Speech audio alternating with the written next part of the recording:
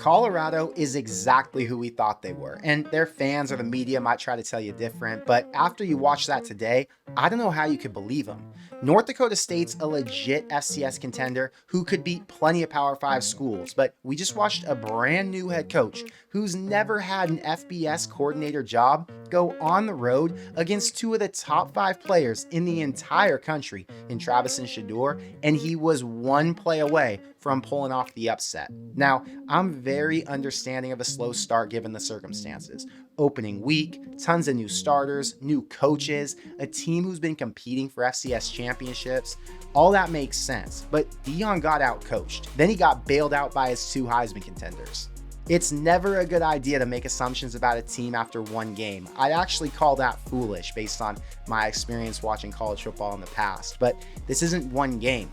This is the continuation of what we saw last year. Deion Sanders took over a bottom-of-the-barrel program. He flushed almost everybody out and he wanted to build from scratch. There's been no development. There's no recruiting pipeline. He's only in year 2. There's a roster full of guys who just met each other in the last year or two, and they're trying to fit into whatever that new culture at Colorado is.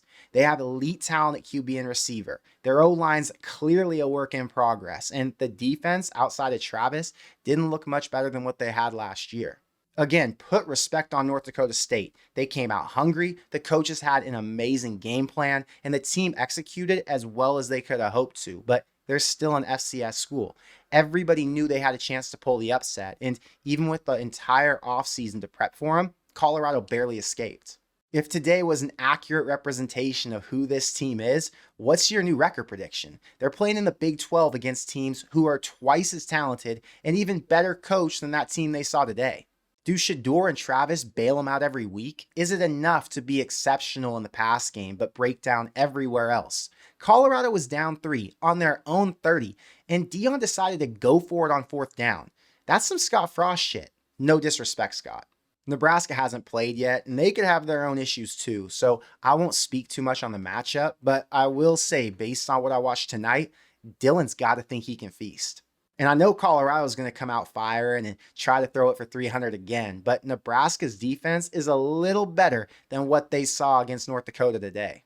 I'll be honest, I bet on Colorado. I gave 9.5 points, and I thought they were going to go out and win by 10-14. So watching that game, I was surprised that North Dakota State's offense kept them in it for so long. As a Nebraska fan, I want Colorado to be good. I'm going to be at that game in Lincoln next weekend, and I want the hype. I want the drama of a rivalry Saturday, and I want to watch my team embarrass them in front of 90,000 people. The better those teams look beforehand, the more exciting that game's going to be, but based on the reactions I saw today, I don't think this game's going to lack any suspense. The national narrative is still that Colorado's the villain, and everybody wants to see him go down. Now, I don't necessarily agree with that because I don't think Deion or those players talk much since they only won 4 games last year, but their fan base is still delusional, so I get why the other ones want to see them lose. After I watch Nebraska's game against UTEP, I'll start working on my prediction for next week, but based on what I saw today, I think there are 2 things that makes Colorado dangerous. 1 is their insane skill group paired up with an elite QB, and 2 is their new hunger to prove everybody wrong who's going to be bashing them for barely winning that game tonight.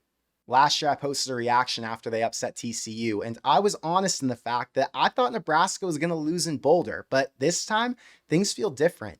Deion's momentum slowed down. Matt Rule's hot right now, and Nebraska made all of the right changes that they needed to in order to come out on top in games like this. And if Dylan Raiola comes out and plays as well as Cam Miller did today, I do not believe a one-dimensional offense can go into Lincoln on a Saturday night and leave a winner.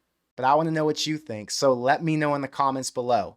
Was this just a typical opening week struggle, or is this team a reflection of who they were last season? Is the Shedeur and Travis combo enough to make Colorado a legit threat in the Big 12, or does their weak trench play hold them back against the bigger teams? And how does this Colorado team compare to who they were last season?